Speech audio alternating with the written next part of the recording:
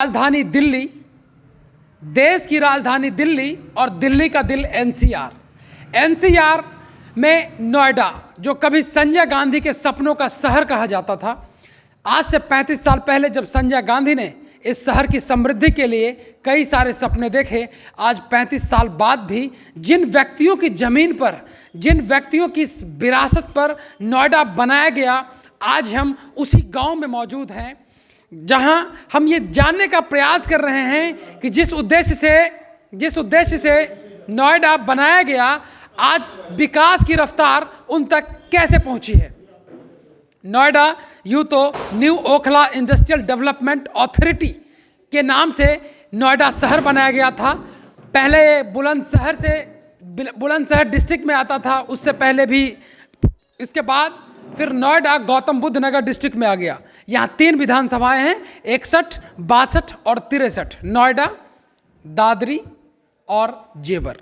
अगर नोएडा की बात करें तो नोएडा में 60% प्रवासी हैं जो देश के विभिन्न हिस्सों से आकर अपने सपनों को साकार करने के लिए देश की राजनीतिक राजधानी के ठीक 15 किलोमीटर की दूरी पर नोएडा अवस्थित है।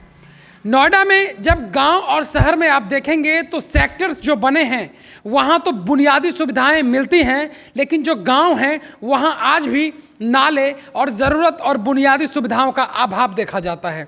जिन किसानों ने अपनी जीवन की गाढ़ी कमाई ज़मीन के रूप में नोएडा अथॉरिटी को दे दिया, वो औने पौने दाम में उन्हें उस समय के हिसाब से काफ़ी कम मुआवजा मिला, और मुआवजा के बाद आज उस ज़मीन को लाखों रुपए मीटर के हिसाब से नोएडा अथॉरिटी द्वारा बेचा जा रहा है। नोएडा में 1,60,000, नोएडा विधानसभा में 1,60,000 नए वोटर्स आए हैं जो युवा और युवतियां हैं। उन वोटरों के मन में क्या चल रहा है, योगी सरकार में क्या विकास हुए, उन तक कैसा विकास पहुंचा, इन्हीं सवालों के साथ हम अभी यहाँ पहुँचे हैं जहाँ कुछ युवा हमारे साथ बैठे हुए हैं। हम बारी बारी से ये जानना चाहेंगे कि वो युवा क्या सोचते हैं, इस राजनीतिक व्यवस्था में उनकी क्या जवाबदेही है और उनकी क्या जिम्मेदारी है। सबसे पहले क्या नाम हुआ आपका? राम राम जी, मैं सुंदर गुजर बरौला से सुंदर गुजर जी, आप हमें ये बताइए कि जो सरकार के विकास कार्यक्रम हैं या जो नोएडा अथॉरिटी के विकास कार्यक्रम हैं, क्या आप लोगों तक वो सही तरीके से पहुँच पा रहा है? पहले तो मैं आपको ये बता देता हूँ कि मैं विधानसभा 61 से आता हूँ, नोएडा से जी। अथॉरिटी का जो कार्य रहा है ग्रामीण एरिया में बिल्कुल भी कुछ नहीं हुआ है।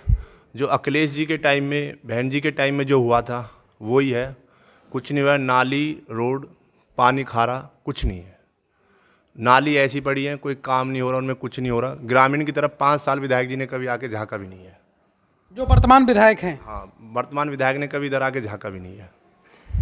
इसके अलावा जैसे डूब क्षेत्र हैं जहां गैंगस्टर एक्ट लगा दिया जाता है, भूमाफिया एक्ट लगाया जाता है, जो किसान अपनी ज़मीन बेचते हैं उन पर इस तरह से एक्ट लगाया जाता है जो यहाँ के मूल निवासी हैं, तो इस पीड़ा को आप लोग कैसे देखते हैं? ये तो गलत है। किसानों के साथ तो जिस दिन से नोएडा आया है शोषण ही हो रहा है।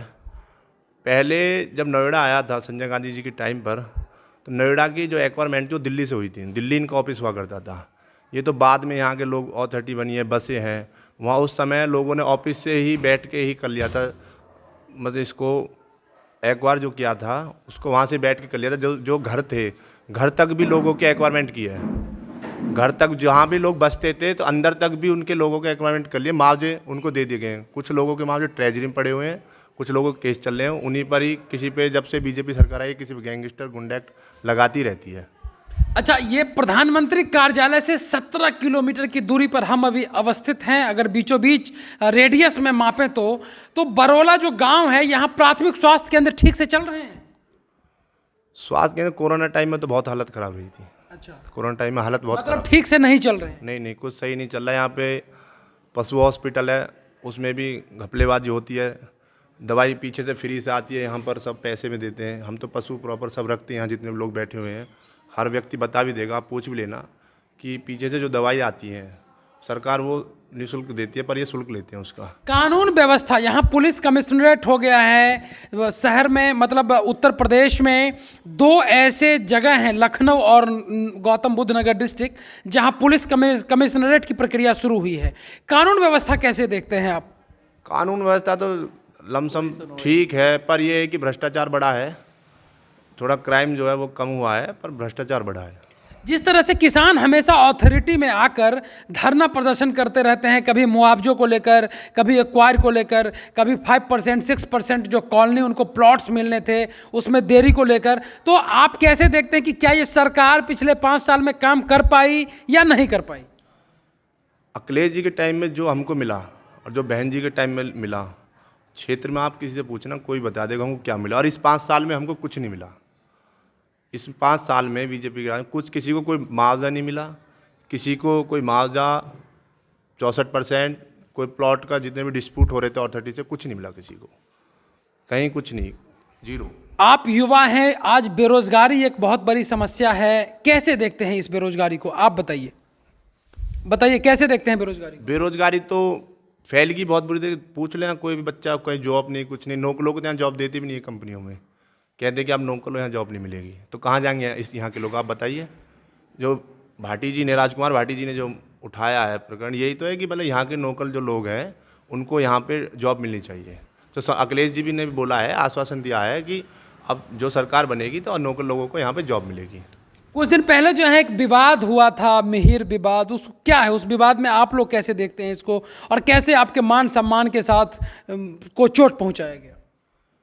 मान सम्मान को तो इतनी ठेस पहुंची है कि आप पूरे उत्तर प्रदेश में इलेक्शन हो रहा है, गुर्जर एक मुश्त सपा गठबंधन के साथ है, और जो हमारा गुर्जर शब्द वहाँ से हटाया है, जब हमारा गुर्जर, हमारे पूर्वजों का नाम मिटा दिया, तो हम तो गुर्जर कहने लायक रहे ही नहीं, और ना हमारा कोई हक बनता बीजेपी को वोट देने का। वो तो हमारे साथ इतने राजनीति से धोखे से किया था। योगी जी की सरकार है, योगी जी को ऐसा नहीं करना चाहिए। साधु संत की कोई जाति नहीं होती है, साधु को राजनीति में भी नहीं घुसना चाहिए मेरे हिसाब से तो। और जो ये किया है, ये राजनीति के तहत किया है, एक दो जातियों को आपस में लड़ाने का काम किया है।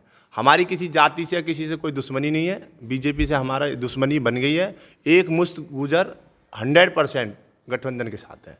आपको क्या लगता है कि समाजवादी की सरकार आएगी तो आपके मान सम्मान को, या आपकी पहचान को, या आपके लिए विकास के वो नए कौन कौन से द्वार खुलेंगे जो आज अवरुद्ध है, रुका हुआ है? विकास तो हमारे लिए, जो हमारी सुनवाई नहीं हो रही यहाँ पे, जो भ्रष्टाचार बढ़ा है वो खत्म होगा। और जो हमारे गुर्जर मीर भोज प्रकरण में जो कालिक पोती गई है, भव्य एक मूर्ति लगाई जाएगी।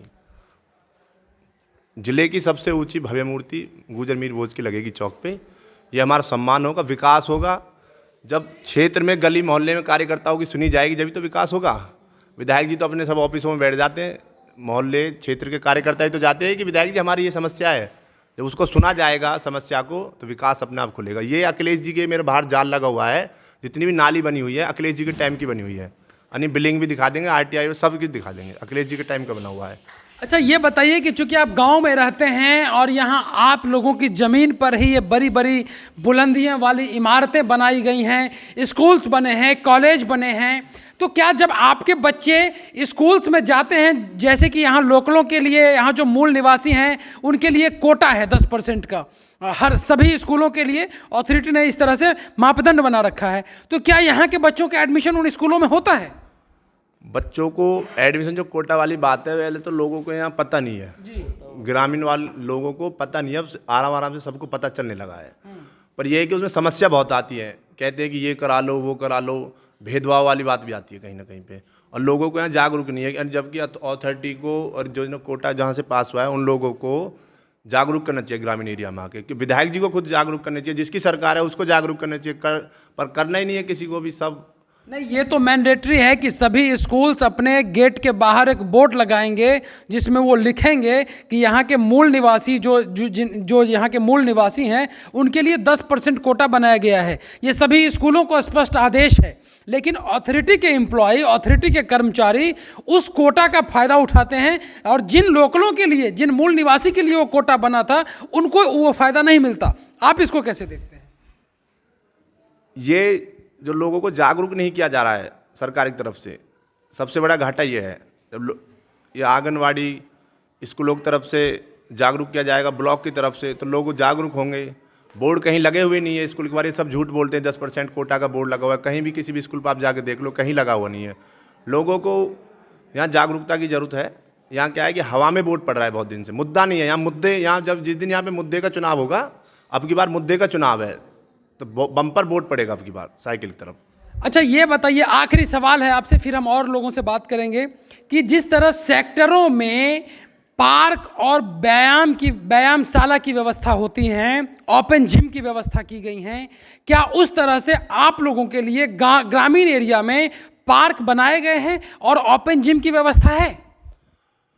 ऐसा बरौला में तो एलएमसी ज़मीन ज़्यादा है, तो हम लोगों ने नहीं, मैं सरकार की तरफ से पूछ रहा हूँ, आपने क्या किया वो मुझे नहीं पता, वो मुझे नहीं जानना। सरकार की तरफ से या नोएडा अथॉरिटी की तरफ से जिस तरह सेक्टरों के लिए पार्क बनाए जाते हैं, ओपन जिम की व्यवस्था की जाती है, वैसा इन ग्रामीण क्षेत्रों के लिए कुछ बनाया गया है? मैं आपको वही बता रहा हूँ कि हमारे गांव में एलएमसी ज़मीन ज़्यादा है, तो हमारे गांव में तो सपा सरकार में ही पार्क बन गए थे। अच्छा, और गांवों में किसी में भी पार्क नहीं है, आप किसी भी गांव में चले जाइए पार्क है ही नहीं। तो ये तो आपके गांव में बना, तो ये तो अपवाद हुआ ना, हर गांव में होना चाहिए जिस तरह हर सेक्टर में है। हमारे गांव में जागरूकता ज़्यादा, हम लोगों ने लग के, हमारे पूर्व प्रधान रहे हैं, उन्होंने लग के, ज़मीन थी हमारे पास तो हमने बनवा लिया, सपा सरकार थी। अखिलेश जी से बोल के उनको जागरूकता वहाँ की, अखिलेश जी से बोल के तो बन गया हमारे यहाँ पे। युवाओं के लिए खेल का मैदान है आपके गांव में? खेल का ब्लॉक की तरफ से तो कुछ है नहीं, और ब्लॉक की तरफ से, अथॉरिटी की तरफ से कुछ नहीं है। उसमें भी बोर्ड लगा हुआ है कि बच्चे क्रिकेट नहीं खेलेंगे, फुटबॉल नहीं खेलेंगे, कुछ नहीं खेलेंगे। जब स्पोर्ट नहीं करेंगे बच्चे तो क्या है, कुछ नहीं हुआ, वो तो ग्राउंड तो फिर तो बेकार है। आखिरी सवाल मैं आपसे ये पूछना चाह रहा हूं कि 1,60,000 नए वोटर्स ऐड हुए हैं इस विधानसभा में, जो पहली बार अपने मताधिकार का प्रयोग करेंगे। उन युवा साथियों से, उन युवतियों से आप क्या अपील करना चाहते हैं? हम उनसे यही अपील करना चाहते हैं कि चुनाव जो है, वोट अपनी जो है मुद्दे की तरफ होनी चाहिए। डिग्री कॉलेज होना चाहिए, स्वास्थ्य अच्छा होना चाहिए, यहाँ की जो चिकित्सा वो अच्छी होनी चाहिए, बच्चों को खेलने के लिए मैदान होने चाहिए, मुद्दे पे चुनाव होना चाहिए, महंगाई पे चुनाव होना चाहिए। और मेरी अपील भी करेंगे कि समाजवादी पार्टी सरकार बनाई जाए। चलिए, बहुत अच्छा। और भी कुछ युवा चेहरे हैं, हम उनसे बात कर रहे हैं। क्या नाम हुआ आपका सर? मेरा नाम लोकेश बैसोया है, मैं बरौला का रहने वाला हूँ। लोकेश जी, आप कैसे देखते हैं इस चुनाव को? आपके नज़र में युवाओं के लिए क्या समस्या हैं और युवाओं को उन समस्या का समाधान कैसे मिलेगा? आप कैसे देखते हैं, ये बताइए। ये समस्या है हमारे यहाँ पे जी। आप ये देख लीजिए, आप किसी थाने में चले जाइए या आप अथॉरिटी में चले जाइए, कोई अधिकारी सुनने को तैयार नहीं है। कोई भी अधिकारी, आप जाके देख लिया। आप अभी ग्राउंड की बात कर रहे थे, मेरे छोटे भाई हैं, अभी आप इनसे बात कर रहे थे। मैं कह रहा हूँ अखिलेश जी सरकार बना रहे हैं और अखिलेश जी ने जो कराया अखिलेश जी ने कराया। इनका काम है सिर्फ रिबन काटना। जो अभी आपने देखा है हाईवे आपका सीधा जा लखनऊ जा रहा है, सीधा अखिलेश जी की देन है वो सारा, सब जितना भी है। इनका काम है सिर्फ रिबन काटना। और एक कुछ ये सरकार कुछ करने को तैयार नहीं। एफआईआर लिखा था, एफआईआर नहीं लिखते हैं ये लोग। एफआईआर इसलिए लिखते कि ये सरकार के बदनामी होगी भाई, क्राइम कंट्रोल दिखाए जाएंगे, इसलिए एफआईआर नहीं लिखते। ये एफआईआर नहीं लिखते यहाँ पे। आप जाके पता कर लीजिए, आप किसी भी थाने में चले जाइए, आप कोई सुनने को तैयार नहीं है। आप 11 बजे के बाद अगर आप थाने में चले जाओ, अगर कोई रिपोर्ट लिखा दे तो आप हमें बता देना। अखिलेश भैया की सरकार में कोई ऐसा नहीं था, हमेशा कानून व्यवस्था बनी हुई थी हर जगह पे। तो हम क्या है, सारे युवा जितने भी यहाँ बैठे हैं, बाकी और भी युवा हैं, सब अखिलेश भैया की सरकार बन रही है इस बार, बहुत मजबूती से बन रही है। क्या जो 1,60,000 नए वोटर्स आ रहे हैं, जो पहली बार वोट करेंगे, उनकी उम्र 18 साल ही हुई है, उन युवाओं के लिए क्या अपील करेंगे कि वो क्या सोचकर वोट करें और किसको वोट करें? मैं अपने युवाओं से, जो मेरे भाई हैं जिनकी अभी बन रही है वोट, मतलब जो 18 साल अभी जो दे रहे हैं वोट, अखिलेश भैया को ज़्यादा से ज़्यादा वोट करी जाए। अखिलेश भैया के ही समय में कानून व्यवस्था बहुत अच्छी थी। योगी जी के में आपने देखा होगा रेप हो रहे हैं। उन्नाव में आपने देखा क्या चल रहा है, एक बहन को जला दिया गया है उन्नाव में, आपने देखा होगा। उन्नाव में बहन को जला दिया गया और क्या नाम उसके परिवार से उसको नहीं मिलने दिया गया। आपने देखा होगा जयंत चौधरी पे लाठीचार्ज हुई वहां पे। हाथरस वाली भी तो घटना, हाथरस वाला जो हुआ है उसमें आपने सब क्या हुआ, उसमें लाठीचार्ज हुआ, क्या हुआ? नेता को जाने को तो आप एक बात बताओ, अगर ये सरकार ठीक थी तो वहां पे क्यों नहीं जाने दिया? आप बताओ मुझे, क्यों नहीं जाने दिया? रात में अगर रात में किसी को जलाया जा रहा है तो ये क्या है? आप खुद वहां तो कई पत्रकार, चित्रा त्रिपाठी को भी टॉर्चर किया गया, जो वहां पे पीटे गए लोग, तो पीटे गए और जाने नहीं दिया। क्यों नहीं जाने दिया जा रहा? अब बताइए। तो ये तो मीडिया बंधु है, इनका मैं धन्यवाद करता हूं कि जिन्होंने सब कुछ दिखाया, वरना दिखाने इस सरकार में तो कोई दिखाने को तैयार नहीं है। अब बताओ कोई दिखाने को तैयार हो तो? अच्छा, ये बताइए कि जो आप लोगों की सांस्कृतिक विरासत जो रही है मिहिर जी के नाम को लेकर, इसके साथ जो इस तरह से हुआ है, इसको आप कैसे देख रहे हैं और अपने उन युवाओं के लिए क्या संदेश देना चाहते हैं जिनके लिए ये छेड़छाड़ किया गया? मैं युवाओं से अपने यही कहना चाहता हूं, आपने देखा होगा भी कुछ दिन पहले योगी जी का इंटरव्यू था, एक मीडिया बंधु अपने कर रहे थे, तो योगी जी बोल रहे हैं राजपूतों में भगवान पैदा हुए। अब एक बात बताइए, एक सीएम सबका होता है ना कि एक पार्टी का होता है, प्रधानमंत्री सबका होता है ना कि एक पार्टी का होता है, ठीक है? तो वो ये बोल रहे हैं वहां पे कि राजपूतों में भगवान पैदा हुए। एक साधु संधि, कभी आप बताओ कोई जाति होती है? बताओ, कभी नहीं होती। अखिलेश भैया ने कभी जातिवाद कोई उसने, सबको पता है अटल बिहारी वाजपेयी ने अक्षरधाम में मूर्ति लगाई थी मिहिर भोज की, और उसी का हमारे तेजपाल नागर जी हैं दादरी के विधायक, जिन्होंने खुलेआम सबके सामने अपनी जाति को बेका है, जो कि बहुत गलत बात है, और उनका विरोध गुर्जर समाज कर भी रहा है, आपने देखा होगा। और वहां पर राजकुमार भाटी जी को विधायक बनाया जाएगा वहां पे, और आधी वोट की चोट से जवाब देगा उनको। उठो युवाओं, घर से निकलो, तुम्हें ही तो देश को बदलना है, फिर 5 साल के लिए तुम्हें ही तो छलना है। यूं ना जागे अगर तुम तो खतरे में लोकतंत्र होगा, तुम्हारा आने वाला कल बहुत ही निर्बल होगा। वीडियो टीम के साथ गौतम कुमार, बरोला, नोएडा।